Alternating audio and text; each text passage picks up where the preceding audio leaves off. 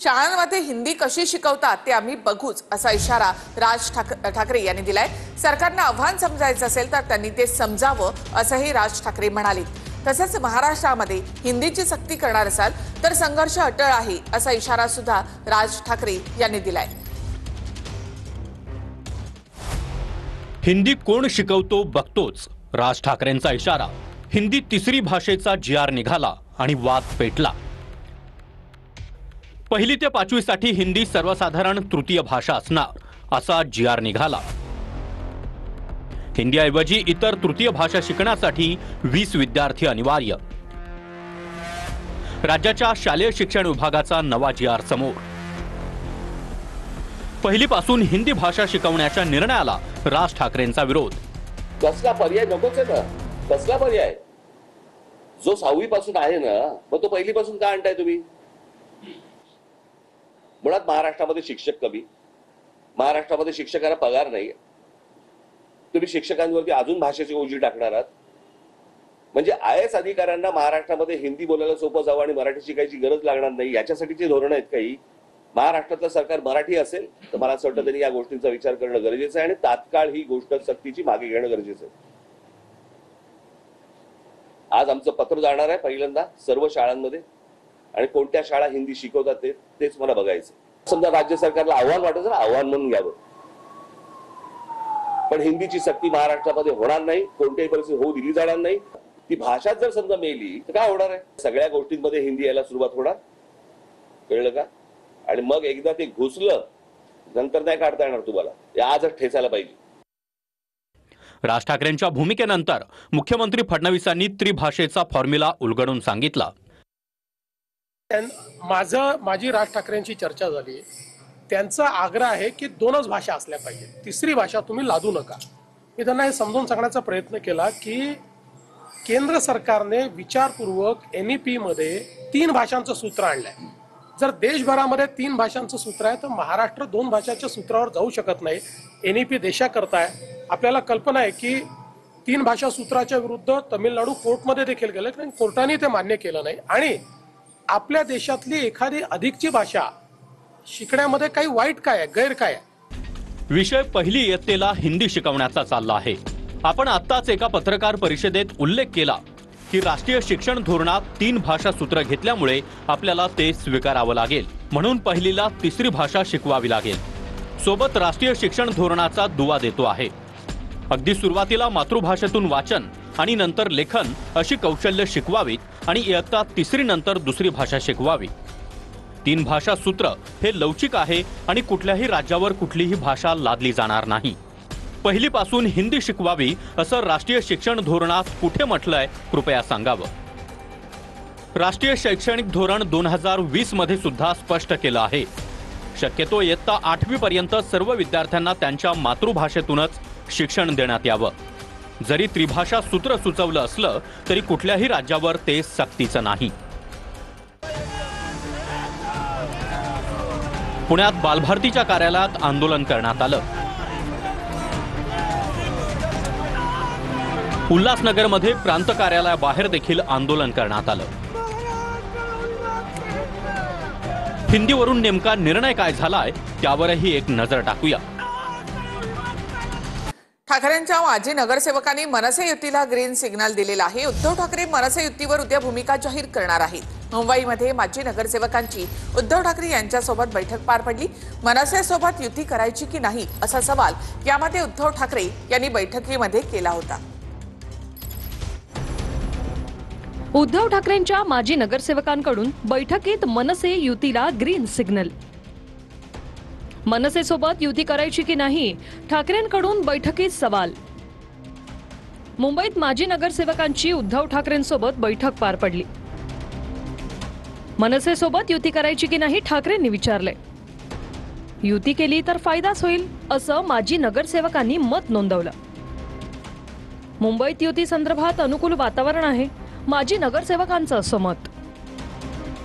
युती संदर्भात पक्षप्रमुखांनी निर्णय घेण्याचं माजी नगरसेवक म्हणाल्याचं कळतंय। पक्षप्रमुखांनी घेतलेल्या निर्णयाची अंमलबजावणी करू असंही माजी नगरसेवक म्हणाले। युती व्हावी ही मराठी माणसाची इच्छा असल्याचं म्हणत माजी नगरसेवकांचं या बैठकीत एकमत. सगळ्यांची इच्छा आहे मराठी माणसाची की ते बाबा युती व्हावी. तर त्या पद्धतीने जर युती झाली तर 100% महाराष्ट्रामध्ये परिवर्तन दिसेल आणि ते मला वाटतं मराठी माणसाला तेच हवं आहे असं आम्ही आज उद्धवजींना पण सांगितलं की साहेब हे लोकांमध्ये चर्चा आहे. उद्या शिवसेनेच्या 59व्या वर्धापन दिनी उद्धव ठाकरे भूमिका स्पष्ट करतील असं राऊतांनी म्हटलंय. उद्या शिवसेनेचा 59वा वर्धापन दिन आहे. मूळ शिवसेनेचा, डुप्लिकेट शिवसेनेचा नाही. आणि त्या वर्धापन दिन सोहळ्यामध्ये शिवसेना पक्षप्रमुख उद्धव ठाकरे हे सुद्धा अनेक विषयांवरती आपल्या भूमिका स्पष्ट करतात. ठाकरे शिवसेना युती संदर्भात राज ठाकरेच भूमिका स्पष्ट करतील. एकीकडे दोन्ही ठाकरे बंधूंचं अजून ठरलं नसलं तरी कार्यकर्ते मात्र एकत्र आंदोलन करताना दिसत आहेत. तर भाजपसोबत गेलेल्यांना सोबत घेऊ शकत नाही असं म्हणत शरद पवारांनी दोन्ही राष्ट्रवादी एकत्र येण्याच्या चर्चांना ब्रेक लावलाय. माळेगाव कारखान्यामधील युती फिसकटली आणि नंतर पवारांकडनं ही भूमिका स्पष्ट करण्यात आल्याचं सूत्रांकडून कळतं. माळेगाव कारखाना निवडणुकीमध्ये दोन्ही पक्षांची युती होणार होती असंही सूत्रांकडून कळतं. दोन्ही राष्ट्रवादी एकत्र येण्याच्या चर्चेला माळेगाव कारखान्याची निवडणूक जाहीर झाल्यानंतर ब्रेक लागला. सूत्रांनी दिलेल्या माहितीनुसार माळेगाव कारखाना निवडणुकीत दोन्ही राष्ट्रवादीची युती होणार होती. शरद पवारांनी अजित पवारांकडे 6 जागांची मागणीही केली होती. अजितदादा 4 जागा देण्यास तयार होते. मात्र चर्चा ऐनवेळी फिसकटली आणि अजितदादांनी सर्व उमेदवारांचं पॅनल जाहीर केलं. त्यामुळे दादांच्या घोषणेनंतर पवारांना बळीराजा पॅनलची घोषणा करावी लागली. अजितदादा आताच अशी भूमिका घेत असतील तर पक्षातील निष्ठावंतांचं काय होणार असं मत पवारांनी व्यक्त केलं. स्वतःची भूमिका घ्यायची अजिबात इच्छा नव्हती नाही आहे. पण एक विशिष्ट स्थिती झाली. सुदैव लोकांबरोबर ह्याचा दृष्टिकोन ठेवला असता ते कदाचित ही वेळ आली नसती.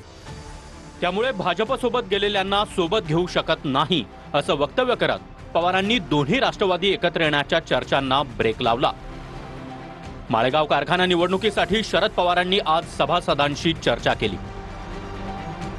पवारांची पत्रकार परिषद सुरू असतानाच अजित पवारांचे कार्यकर्ते देखील शरद पवारांना भेटायला आले आणि अजित पवारांच्या पॅनलला विजय करण्याचं आवाहन केलं.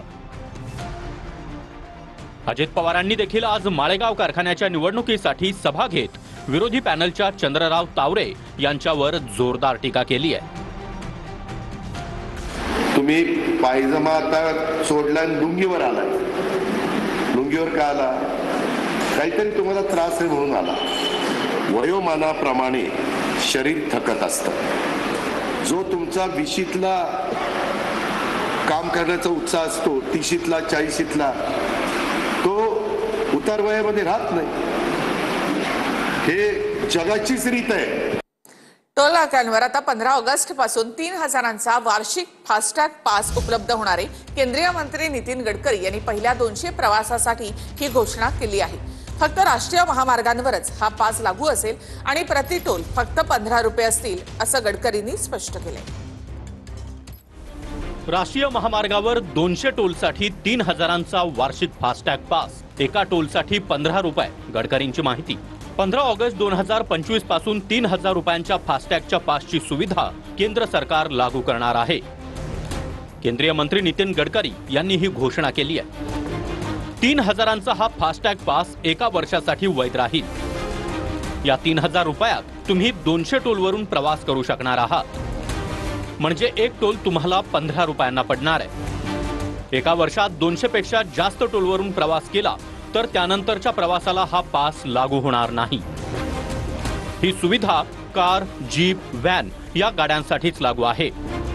देशभरातल्या सगळ्या राष्ट्रीय महामार्गांवर हा पास वैध राहील. पण राज्य महामार्गावर हा पास वैध असणार नाही. म्हणजे नव्या मुंबई पुणे महामार्गावर किंवा समृद्धी हायवेवर हा पास चालणार नाही. मुंबई पुणे जुना महामार्ग हा राष्ट्रीय महामार्ग असल्यानं त्यावर हा पास लागू असेल. 3,000 रुपये में जो पास है साल भर का, उसकी अगर टोल पे किया जाएगा तो उसकी कीमत कम से कम 10,000 से ज़्यादा रुपए का टोल देना पड़ता था, वो केवल 3,000 रुपये में होगा। और ये जो वैलिडिटी है 1 साल में 200 ट्रिप वो क्रॉस कर सकते हैं। इसके साथ साथ एक ट्रिप मीन्स एक टोल को क्रॉस करना। इसका फ़ायदा ये होगा कि 200 ट्रिप्स यानी 200 टोल क्रॉस करना होगा और एक टोल क्रॉसिंग की एवरेज कॉस्ट केवल 15 रुपये पड़ेगी। ये स्कीम केवल नेशनल हाईवे के लिए है क्योंकि वही हमारा अधिकार है। बाकी रोड जो स्टेट के होते हैं उसके ऊपर ये लागू होने का प्रश्न ही नहीं होता।